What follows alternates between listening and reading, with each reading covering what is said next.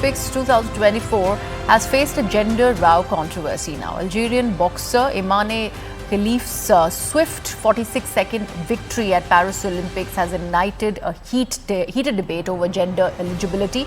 And this follows her disqualification from the 2023 World Championship for not meeting the International Boxing Association's gender criteria.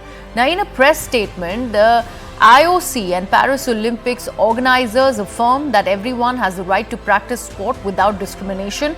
The Algerian Olympic Committee has defended Khelif and condemning the foreign media's criticism. They have called it malicious and unethical.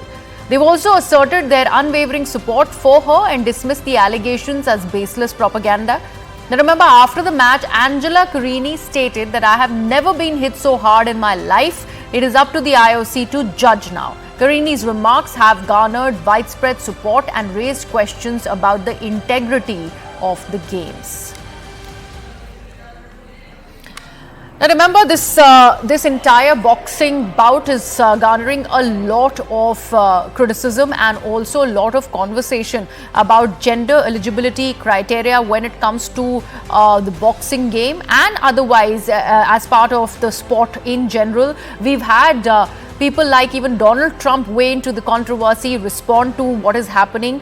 This started after Carini in fact had asserted that she was badly hit as far as that boxing bout is concerned, and that's when there were questions raised on the gender eligibility of Imane, and this is what has led to this entire controversy that we are looking at that's coming out of the Paris Olympics. My colleague Anand Narsimhan is with us on the broadcast. Anand, a lot of talk about this boxing bout, even Donald Trump really weighing in.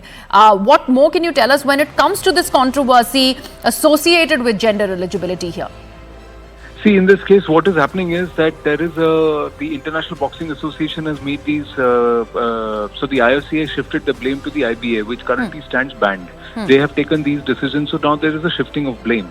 But more importantly, women athletes are saying that women discipline should be for women who are naturally women, so the XX and XY chromosomes should not be mixed, because it is unfair on women, real women, and that's the whole agenda, because the Italian boxer was very clear. She said she's never been punched so hard.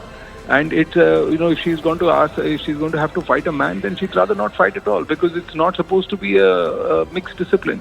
So what happens is in Bharat and in a lot of the other multidisciplinary events locally in many nations, you have male, female, and also the third gender, or and that's why there is a separate classification.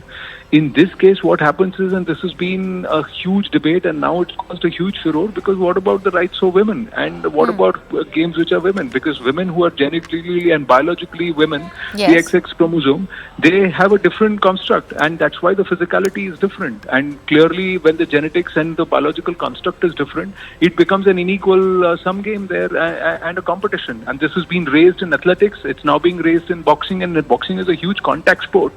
And this IBA bunglings has also caused someone like a two-time world champion like Nikhat Zareen to have to fight, unseeded.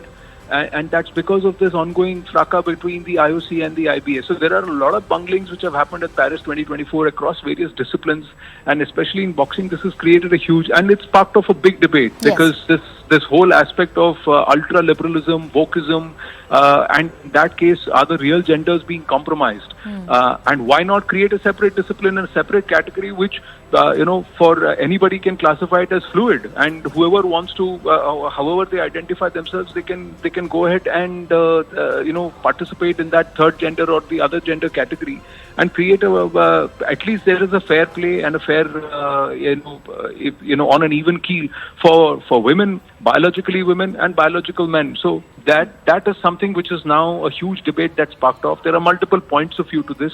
You have to give the freedom to identify some people, to identify however they identify themselves. But is that loophole, is that freedom being abused? And what about the freedom and the rights of those who are biologically men or women?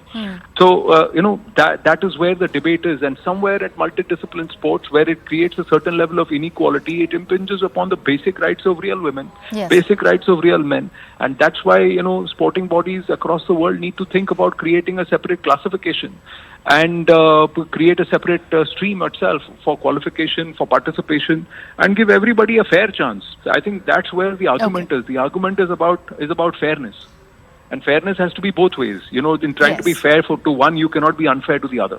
Absolutely. Anand, thank you so much for all of the details there. So gender row hitting the Paris Olympics 2024. Let's see where does it go from here.